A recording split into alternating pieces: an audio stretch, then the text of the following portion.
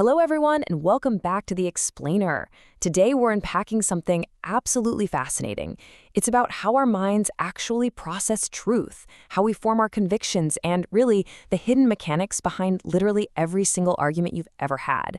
If you've ever found yourself wondering why it is just so incredibly hard to change someone's mind, or let's be honest, your own mind, well, stick around, we're going to get right into it. So here's the big question. Do you believe first or do you doubt first? I know it sounds like a pretty simple choice, right? But this is actually the ultimate fork in the road for human psychology. Think about it.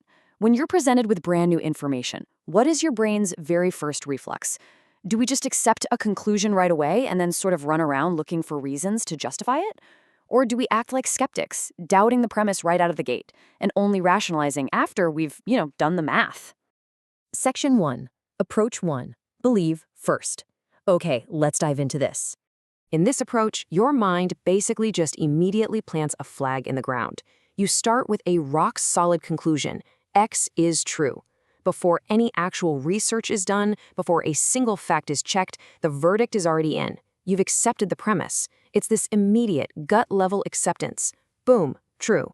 And because of that, this mental pathway is shockingly short. Step 1 is just to believe, and step 2 is to rationalize. Once your brain decides that something is true, it essentially turns into a highly efficient, high-priced lawyer. It starts searching frantically for reasons, evidence, and arguments to prove exactly why that initial gut belief is perfectly correct. It's going to filter out anything that disagrees and highlight absolutely anything that agrees. You are, quite literally, rationalizing backward from a conclusion you've already made.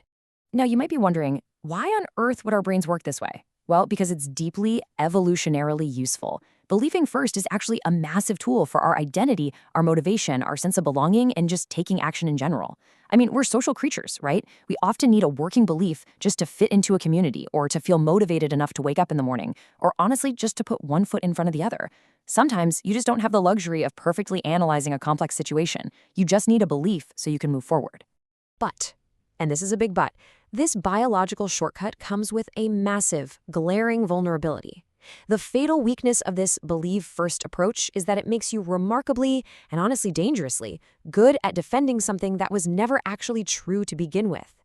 If your brain is just acting as a defense attorney for your gut instinct, you can build this towering, impressive-sounding castle of arguments to protect a complete falsehood. You basically become a master at defending illusions. So, what's the alternative? Section 2. Approach 2. Doubt first.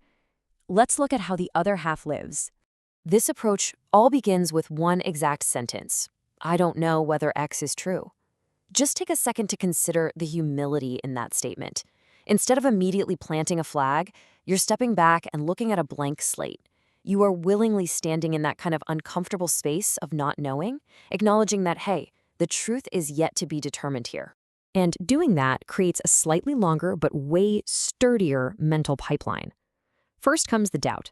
Then you investigate, which means you're actively weighing competing explanations and genuinely, honestly considering the alternatives. And only then do you reach step 3, rationalize, where you finally form a provisional belief based on actual, tangible evidence. Now, what's really interesting about this slide is that this entire doubt-first method relies completely on intellectual humility.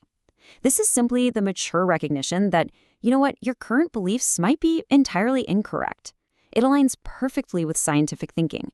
You aren't tied to your ideas as if they're your actual identity. Instead, you treat your ideas like hypotheses just waiting to be tested. But hold on a second, because approach 2 is definitely not perfect either. Pure doubt has its own really dangerous trap: paralysis by endless skepticism. Think about it. If you doubt absolutely everything indefinitely, you become completely incapable of taking any action whatsoever. If you're constantly doubting whether the sun is going to rise, or that the chair you're sitting in will hold your weight, or whether the words coming out of my mouth even have meaning, you literally can't function. Endless doubt breaks down the machinery of life just as badly as blind belief does. Which brings us to section 3. The optimal approach, synthesis. This is where the magic happens. When we contrast these two cycles directly right here, the difference is just stark. On the left side, in that rigid cycle, you believe, you defend that belief at all costs, and you furiously reject any incoming threats. It's a completely closed loop, it never grows. But look at the right side. In the dynamic cycle, you doubt, you investigate, and crucially, you revise. It breathes, it adapts to the real world. So here it is, the absolute gold standard for processing truth. Step 1, doubt. You just don't accept it immediately. Step 2, investigate. You actually look at the evidence. Step 3, believe provisionally. Now this is absolutely key. You do form a belief so you can actually take action and belong to a community, but it's provisional, it's temporary. Step 4, test it against reality. And step 5, revise. You update your belief based on the results of that test. This 5-phase approach protects you from blind loyalty for sure, while also protecting you from the paralysis of infinite doubt. It is literally the engine of true understanding. But there's a catch. Section 4, the beautiful paradox. The paradox is this: you absolutely cannot begin from absolute uncertainty. It is physically and logically impossible to start with zero beliefs. Even when you think you are doubting absolutely everything, you're actually leaning on this massive, invisible foundation of hidden beliefs just to perform the simple act of doubting. Let's look at some of these unavoidable assumptions. To doubt a news article, for example, you have to believe in the reality of the words on the page. You have to believe your memory of how to read English is accurate. You have to believe in basic logic. You trust your visual perception of the world around you, and you're trusting the shared language we are using right now. You see? You are absolutely loaded with beliefs before you even begin to doubt. And this brilliantly illustrates the deeply interdependent relationship between the two. You need beliefs in order to doubt. You literally need a baseline of assumptions just to ask a question. But conversely, you need doubt in order to improve your beliefs. Without it, your beliefs just stagnate and rot. They absolutely need each other to function. Like a giant puzzle, they fit together perfectly. And that leads us to our final takeaway. Section 5. True wisdom. True wisdom is summarized in this incredibly powerful idea from our source material. I believe this, but I could be wrong, and I'm willing to find out. Just let that sink in. It gives you the confidence of a belief so you can actually move forward in life, but it pairs it beautifully with the intellectual humility of doubt. It is so much more courageous than either blind, defensive belief on one side or endless, paralyzing skepticism on the other.